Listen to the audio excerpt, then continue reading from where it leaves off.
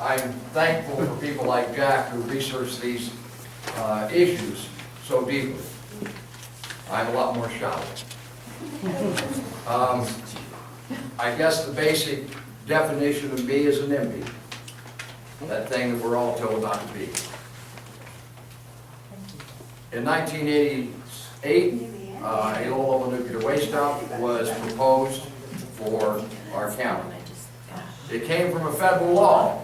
The federal law said that every state had to have a dump, a facility to handle low-level nuclear waste. If they did not have a facility, they could cooperate with another state and make a compact.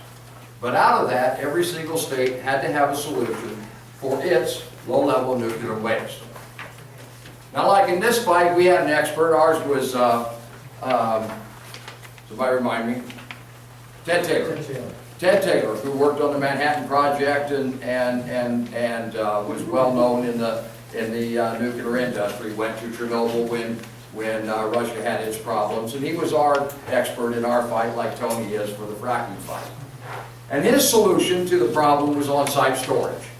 What the nuclear industry should do is keep the waste where it's at. They're already set up to handle the waste. Why should it go anyplace else? Why should they complicate matters over transportation? Why should they complicate matters over a new methodology to handle this waste? So that was the starting point, okay? The federal government wants a new dump.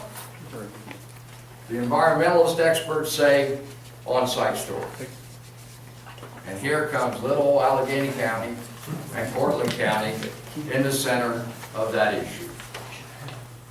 Now, I imagine a lot of you in this room are like myself and others who have been to the public meetings, who have went to the public comment periods, who have went to our town boards, who have testified here and testified there, who have went to information meetings, who have went to all of those things we do either as activists or citizens to find out about an issue in our community. Pain in the ass, eh? Absolute pain. We got to thinking Allegheny County. We watched the process. We saw what was going on. It's no different than buying a car. We want you to buy our car, click. You need to come into the showroom, click. You need to sit down with our financial advisor, click. You need to see that closer, click. And you're out the door with the car. They make the announcement that the law is there, it's a federal law, the governor can't do anything about it. By the way, the interesting thing about my story is, it was Andy's daddy. It was Mario Cuomo. The governor claims, nothing I can do, it's a federal law, my hands are tied, it's between the federal government and the communities that are being signed. So we get the announcement, we have the public meeting, they all sit up here on the platform, way up there, even built one special for them. So we had to look up. And I don't know whether we were supposed to worship or not, but we did have to look up. One of the gentlemen sat on the panel and through everybody screaming and talking about their children and talking about their farms and talking about how this was going to impact the community, literally folded his hands and went to sleep. And slept through the whole public meeting. Other people stood up and made stupid comments. Like one lady made a comment that if they were going to build a nuclear waste dump right next door to me, I would be happy to live there. I have absolutely no problem. You know, I work in the industry, I know it's safe, I know that, you know, the worms aren't going to glow, I know all of this is just absolutely marvelous for your community. 18 months later, we catch that woman in her community filing a suit against her neighbor because he had a piper cub that he lands in his backyard. Now, think about that. A piper cub. She'll live right next to a nuclear dump, but by God, a single-engine plane is just entirely too much to put up. So we learn, okay? A paid employee, we all are paid employees at one time or another. I'm a 20-year military man. You point him out, I shoot him if that's what you tell me to do. When you take the man's money, you play the man's game. I do not expect an industry person, a gas employee, to come to any meeting and stand up and say, I hear you're paying, I'm going to quit my job tonight. None of us would we?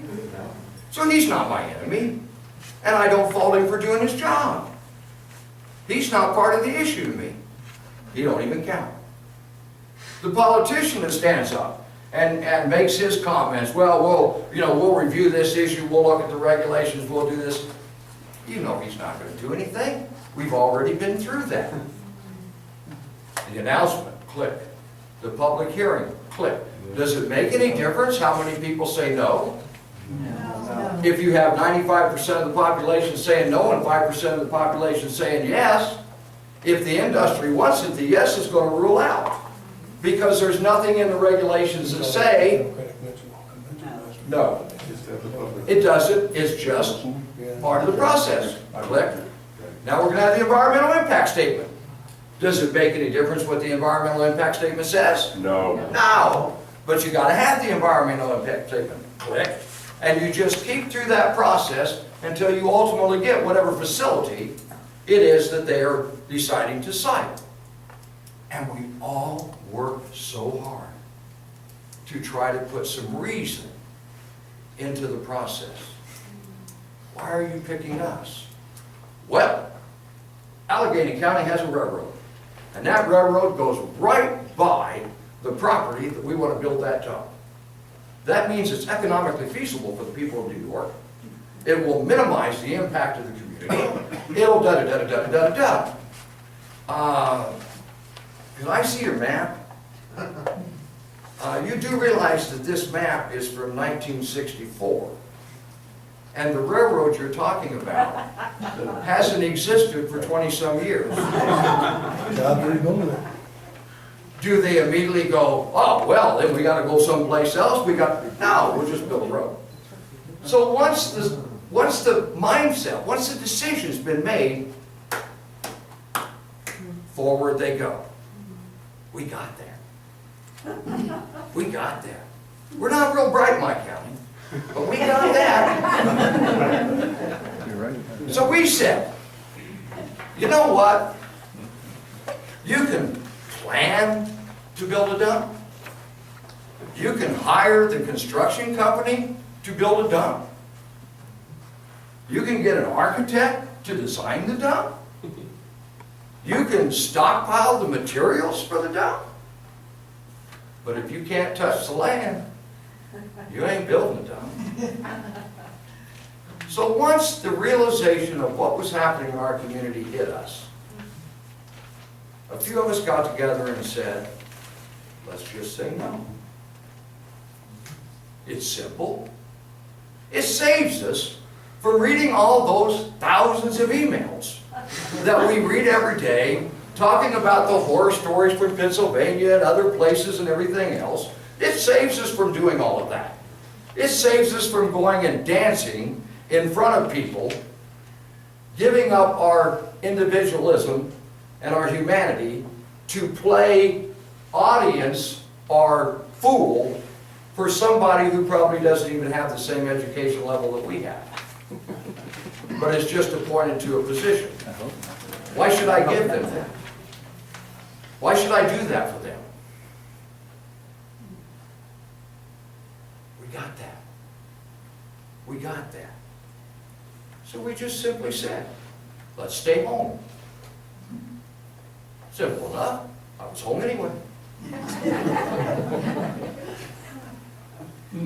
We looked at where they wanted to go, and we started blockading the roads. They had 3 sites in Allegheny County. A similar story can be told for Cortland County, which is what somewhere right around here. The same story can be told for Cortland County. They fought very bravely. They fought very hard. And in Allegheny County, we were doing the same thing. We had 3 separate sites that we had to maintain, and we literally said, you will never touch the land.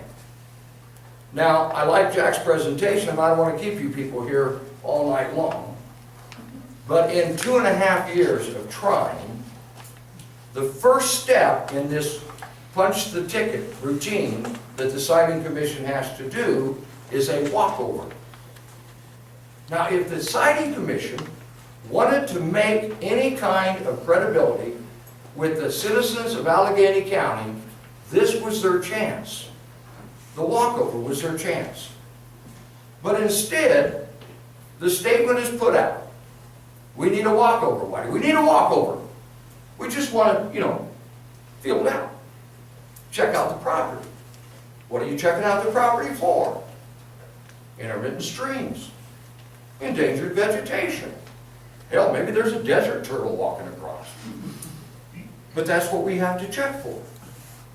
Unfortunately, when they decided to do the walkover, there's 2 feet of snow on the ground. How are you going to see an intermittent stream? How are you going to see endangered vegetation? The whole thing is just a facade. Just to hit that step, click that ticket, and move the next step closer to putting a dump on. Even when given the opportunity to be credible, even when given the opportunity to be credible, the arrogance of the industry shines through. Yeah. I'm not taking that. I'm not taking that. So we started our process. We set up roadblocks all the way across the county. And we maintained those roadblocks through vigils, county watch. The county watch system was posters that we put all over the county, had binos like this with a phone number on it. If you saw anything in the county that didn't belong, you could call that phone number. Instantly, we'd have a road patrol out there checking it out. Now, it's kind of funny how easy that is for my county. If somebody's wearing a suit, they damn sure don't belong in my county. Red cars with Z's on them, that tells you it's a rental car, okay? Things like that. It was real easy to spot. Woman doing dishes, looking out the window, seeing something go by, could hit that number. Everybody. You couldn't buy a CB in 3 counties because everybody had a CB in their car, CB in their pickup truck, CBs on mountaintops, CBs everywhere. We established a communications network that rivals Verizon. All done by citizen band radio. It was so effective that toward the end of the fight, because of the need for the political answer to everything that happened in Allegheny County, the state police moved in a huge, there's a thing about Winnebagos in government, by the way, but anyway, they moved into this fancy Winnebago with telescopic antennas and everything, and they were moving around the county. It was about 3 or 4 days before the last protest we had, and they were moving all around the county setting up this communications network. Well, I'm getting calls all day long on my CB going, what's going on, what are they doing, what's happening? And by about mid-afternoon or whatever, it dawned on me, because I'm sitting there with a map, punching pins into my map wherever they've been and stopped for a while, and I realized that they can't find any place in the county where they can talk to Albany, talk to their police units there in the county, and talk to their road patrols at the same time. I felt sorry for them. I did. I felt sorry for him. So I went on my truck and I drove to the state police barracks. Knocked on the door. They opened the door and I said, it appears, based upon the phone calls I'm getting, that you're having a problem communicating across the county. I will promise to give you 3 channels on the CB network and we won't listen in. They took that offensively. Wasn't meant that way, but they took it offensively and moved on their way. But the point I'm trying to make with that is you have a corporation, you have a government trying to accomplish something in a community that they don't know. How many of us think, let's just change the subject for a second, how many of us think there will ever be a win in Afghanistan? Bingo. And we all know why, right? We all know why. Afghanistan's no Afghanistan and we don't. And it doesn't make any difference how big our bombs are or how many people we got. They got home ground. That's what we had in Allegheny County, home ground. We knew how the county worked. We knew how the people in our county felt. Was everybody pro or anti-dump? No. No. When it first started, would I say 50% of the county was anti-dump? No. You have a lot of organizations in the fracking controversy. Ours was Concerned Citizens Allegheny County. The association that I associate with is ACTAG, Allegheny County Nonviolent Action Group. The first couple of protests that we pulled off, that group was not happy. Concerned Citizens Allegheny County wasn't happy.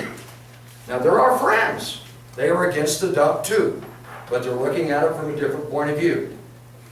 And the comments we got, you've embarrassed us. You've embarrassed us not only in our county, but you've embarrassed us in the state. Now the Siting Commission won't even want to talk to us.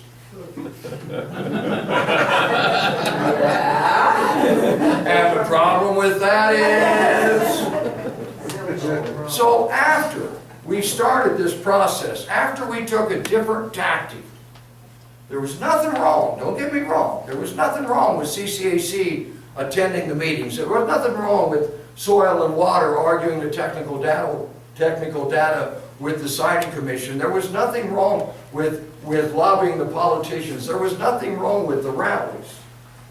But what we understood was they inform people. They spread the word, but they don't win. They don't win. He who holds the high ground wins. Now you can take that literally or figuratively. In the military, we believe he who holds the high ground wins. And he who holds the high moral ground wins. And we felt that's what we had. We had the high moral ground. What business is it of ours what the nuclear industry's problems are? Well, at that time my hair used to be down about here.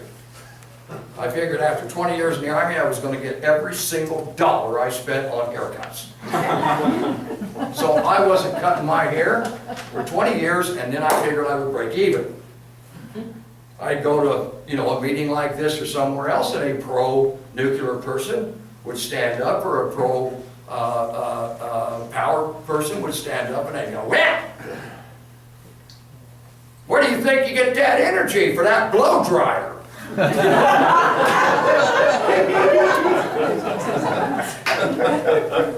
I would say, I want my blow dryer, okay? Hey, But the point of it is, I also look at it like a Snickers bar. I like a Snickers bar. I may not like the wrapper. I'm a consumer. I can say what the wrapper is going to look like. Right? It's a product. How in the hell has products became bigger than citizenship? Think about the last 5 or 6 years. We have been told for 30-some years by both Republicans and Democrats, we have to become energy independent. We have to give up on oil. We have to give up on fossil fuels. Within the last 4 or 5 years, the answer to all of our energy problems is fossil fuel. How did that happen? For 30-some years we've been saying we have to weed ourselves away from the very thing that we're being told now is the savior of us. I want to reemphasize a point that Jack made. Again, the hypocrisy of the argument.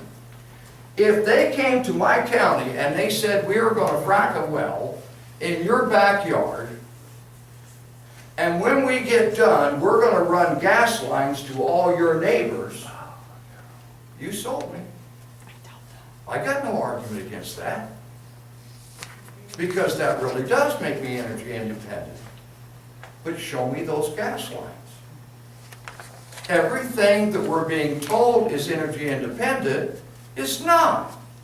It's a product to be sold or piped to somewhere else, to be shipped off, to make one corporation rich, and the rest of us pay for what's happening. Why am I opposed to it? I got my hill. It's a small hill, not a lot of acreage, but it's my hill. When I retired from the Army and fought for my country, I'm not asking for a thank you or anything else from that. I did what I needed to do for my economic future to raise my kids in a rural environment. And at the point that I'm getting ready to do that, at the point I'm getting ready to realize my American dream that I have planned all my years of service, someone saying, oh no, we're going to put a big freaking building out here and we're going to have lights all the way around it and there's going to be trucks coming in there, and no. For the benefit of the nuclear industry? Why? We don't even get nuclear power in Allegheny County. So when you separate out what we're really talking about here, we're talking about a Snickers bar. That's it. There's nothing holy about it. There's no pro-terrorist, anti-terrorist. If you're against gas drilling, then you're pro-terrorist, anti-American. Probably a liberal. How do we get there? How do we let an industry relabel us and then try to pit one against the other for their benefit? You see what I'm saying? Protest after protest happened. Roadblock after roadblock happened. As the siting process carried on in Albany, as they had meetings, as they hired consultants, these architects, everything else I talked about, $35 million went down the coffers. Yet, still, not 1 foot was put on any plot of land that they were going to site a dump on. There was no test well drilled. There was no truck parked there. There wasn't even survey markers of where the land was at. Not 1 foot set on that land. And they started getting angry. And they tried to come up with every tactic they could think of to make us cave. They finally got to the point where they decided they would sue us. Our lawyer, I said this earlier today, our lawyer went to court with us. There were 5 of us that were brought up on a civil lawsuit and hauled up to federal court in Buffalo. And the deal was that if we engaged in protesting activities, civil disobedience toward the siting process of the nuclear industry, we would immediately, without trial, get fined $1,000 and spend 6 months in prison. Our lawyer argued that they were trying to take a cheap shot. In fact, our lawyer argued that, one, you haven't beat any of them. You know, you haven't taken their homes or thrown them in prison or anything like that because the state didn't want bad press. And our lawyer was saying you were basically trying to take a shortcut around the actual issue. In other words, if they did that, if they came down hard on us, that plays out on a screen like that. And we knew that. We knew that we won our fight based upon what everybody looks at 6 o'clock when the news comes on. That was our fight. Whatever happened on the ground in Allegheny County, whatever happened anywhere, the fight was that screen that everybody looked at 6 o'clock. And all we had to do was take the high ground. We had to be nonviolent. We had to make sure everybody who showed up at one of our protests was taken care of. If you were a cop, if you were the siting commission, I don't care who you were, if you were pro-nuclear power or whatever, you got the best homemade cookies, you got the best homemade stew, you got whatever you desired. If you were cold, you got a blanket. If you were needing transportation somewhere, you were taken care of. The one thing you did not do was walk up that road. That was where the line was drawn. Not only did we draw that line We even made sure the postman went through our roadblocks, the milkman went through those roadblocks. No farming was ever shut down, no business was ever shut down. The only thing that was stopped was the siting commission going on the selected property. Everything else in the community was allowed to flow. If you see pictures from those protests back then, you will see that even the cars are lined up on one side of the road, so that people don't have to weave through the cars, that the lanes are free. We did everything to make sure that we had the high ground. The siting commission and the state basically decided that they were going to make examples of a group of us.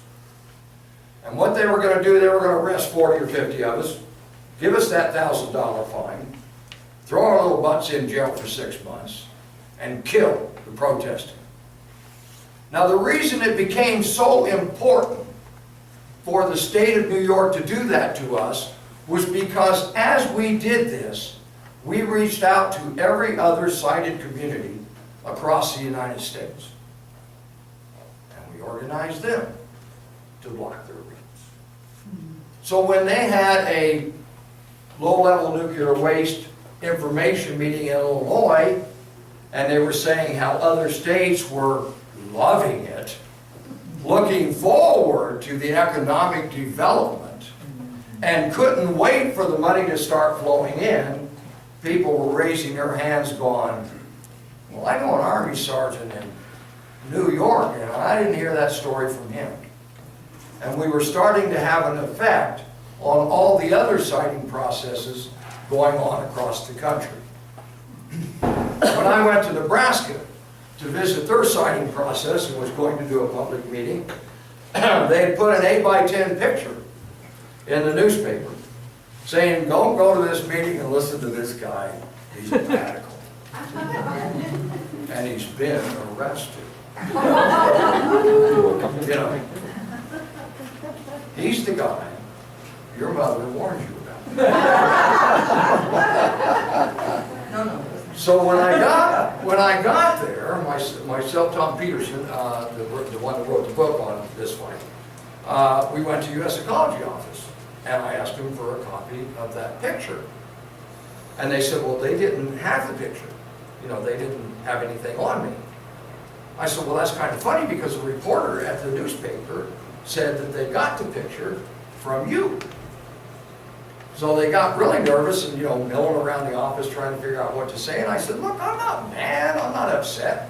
I just wanted to get an 8x10 glossy to send my mother. They did everything went to a casino in between my presentations to play blackjack up in South Dakota. It's on the border of Nebraska, and I got guys doing this while I'm at the blackjack table. Oh, bullshit. You ever think about it? What bullshit? If you really going to do something to me, I'd be dead in a ditch somewhere and nobody would know about it. So all you're doing is posturing. I don't like posturing. I don't like posturing at all. Either man up or get the hell out of my way. When we got to the last protest, the state decided they got the injunction, we were going to go to jail, we were going to be fined, that was what was going to happen. A man named Roland Warren, an elderly gentleman, a sociologist, an author, numerous other PhDs to his credit, and 6 other grandparents, we call them, decided to take the road open. So they chained themselves across the bridge that led up to the site. And they did that with a big banner above them that said, "Grandparents for the future." The rest of the protesters, hundreds at this point, were behind blockades wearing masks that said "No dump" on them, made out of a mushroom. If you watch the documentary, you'll see those masks. The reason being is, the grandparents of the future said, if you want some sacrificial lambs to make your little political stand, if you want to make some, people to put down in prison, you know, to show how wonderful you are, do it to grandparents. Do it to 7 elderly, highly educated, highly functional people in the community and throw them in prison and see what that gets you. That angered the police. When they went across the bridge, they did arrest the grandparents, they did arrest them. But the one state trooper, the captain, as he walked up to the roadblock, and he has no control now. We have told him every single thing that's going to happen. He knows exactly what he's facing, and he has the opportunity to turn around and go home. That's all we ever asked. Every single time they came, you can confront us, or you can go home. If you stay, we are going to hold this property until nightfall, because you can't do walkovers in the dark. Okay? The last protest that we did, we had things strung out over a 3-mile line. They could not see that. They had helicopters in the air, and they were flying over, checking everything out. But we were not aware whether they could see everything that we were prepared to present them with. So we sent a representative to the Siting Commission and the state police before they ever had to get out of their cars and encounter those protesters, who said, this is what's going to happen. These are the people on the bridge. You're going to hit roadblock after roadblock after roadblock. People are in masks. You're going to have to read the injunction. You're not going to make it. Turn around and go home. How many of us know the arrogance of authority? There it is. We're gone. So they got out. They arrested the grandparents of the future. When they hit the roadblocks, they have to read the injunction, because the injunction stipulates 5 different people, myself being one of them, names. And if you get caught with us, okay, you're immediately on a Jane Doe, John Doe, or whatever it's called, warrant, and you go to prison with me. However, you got to catch me, and you have to identify you. So as the injunction is read, and the reason the tactics were put this way, we were giving them 7 people. We weren't giving them any more. That was it. You got 7 people, you want to make an issue out of this, knock yourself out, you're not getting any more. So as they hit the roadblock, they had to read the injunction. As they read the injunction, my hearing didn't work that well. Could you read it again? I didn't hear it.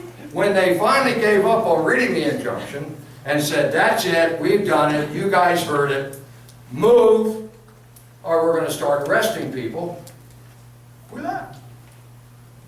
Went for a walk down the road. Now mind you, what's in the road, they can't move any vehicles. We have dropped farm equipment. Each time we did a protest, we upped the odds. We started with people. They brought bigger paddy wagons. We switched to vehicles, but they couldn't get any tow trucks. So they brought tow trucks with them. We switched to farm equipment. So we changed the tactics every single time to complicate whatever it was that we knew they would plan for. And all of us, if we've been an activist at all or been a citizen at all, know the government always plans for what happened last. But never what's going to happen next. As these policemen in squads, platoons of them, marched up the road, we moved up the road to the next roadblock where they had to again read the injunction. We did this numerous times until the police were stretched out over about a mile, mile and a half. At this point, they start getting angry. And they started grabbing people and just arresting them for no reason whatsoever. A woman playing a guitar on the side of the road. Dragged her away.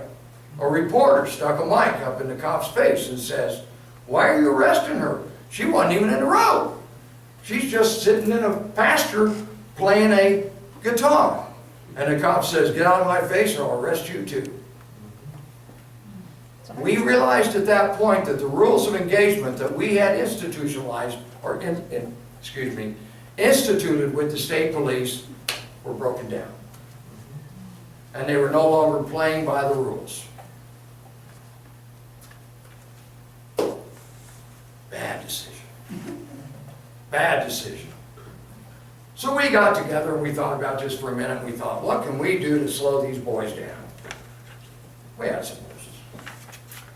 So we got on our Clydesdales and we rode down the street, and when we hit the police, we started turning the Clydesdales in circles. So that when the police tried to go up the road, the butt of the horse would just push them on. Okay? By this time, the police realized, the captain of the police realized that he went from 200 or 300 state troopers behind him to about 6 or 7. Because as we got arrested, it takes 2 of them to take you back. What is your name? You don't tell them. You say, my name is Allegheny County. Now you got to keep me until you can identify me. So we just keep dragging the resources of the state down. 1 and 2 troopers at a time, 1 and 2 troopers at a time, as we keep stretching it out mile by mile by mile by mile. At one point, you can even see it in the video, the captain of the state troopers makes a joke and he says, tell them when they went about 2 miles, they're about halfway here. And he says, you gotta have a sense of humor. When the horses hit the state police were basically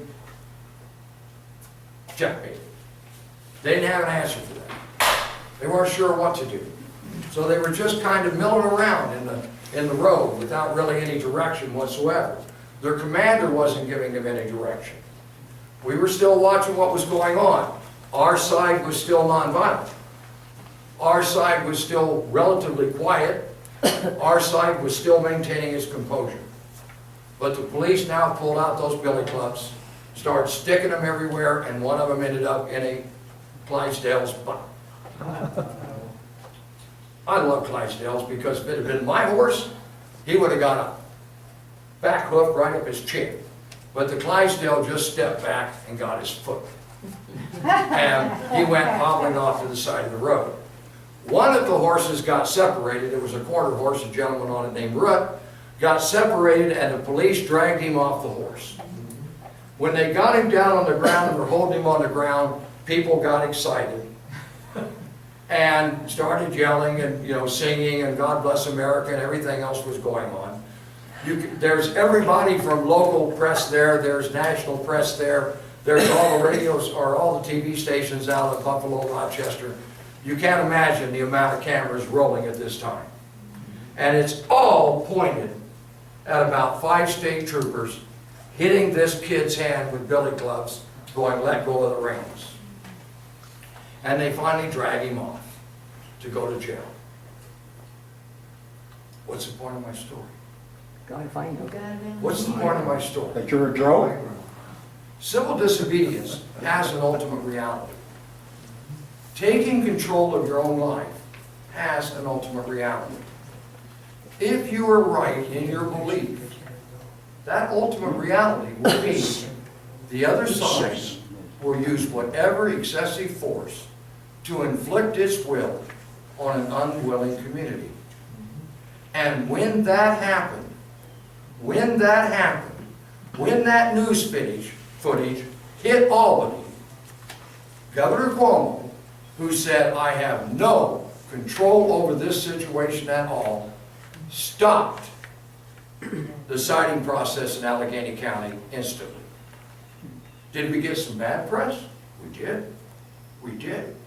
The police claimed that we charged them on horseback. It was like the Wild West. This came out in the New York Times. But after 2 or 3 days, when all of the footage and all the still photography finally made it through, the news cycle, it takes a few days to actually get the truth out there. Once it made it through the whole cycle, the whole opinion changed. People were brought up on charges. There were a number of people who were arrested. They went in front of a grand jury. One of them was attempted murder by a horse. Scene battle to the state police. The outcome of all the grand jury investigation was all charges against the protesters were dropped, and the state police were ordered to get further training in dealing with protesters. That was the outcome of 2.5 years of defending our own land. The police got spanked. We were sent home with an attaboy. Now there's another moral to this story. Our expert who said on-site storage, their experts who said, no way. We have to have a solution today. We have to take care of this problem today. And mind you, they are across the country doing this in lots of other communities, in lots of other states at the same time. When Allegheny County siting process went down, it went down all the way across the United States. Not only that, there still is not a low-level nuclear waste dump built in this country since 1988 when they said, we have to have it tomorrow. And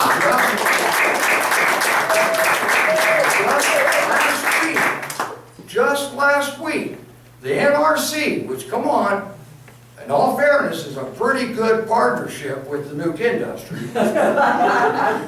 Public-private partnerships. stopped and said there will be no new permits issued for nuclear power generation plants until you solve your waste issue.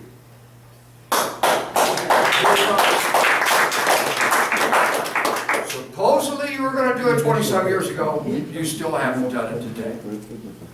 The moral of my story is, it's a good history lesson. The moral of my story is, empower yourselves. I have a Play question. with me. I have one question.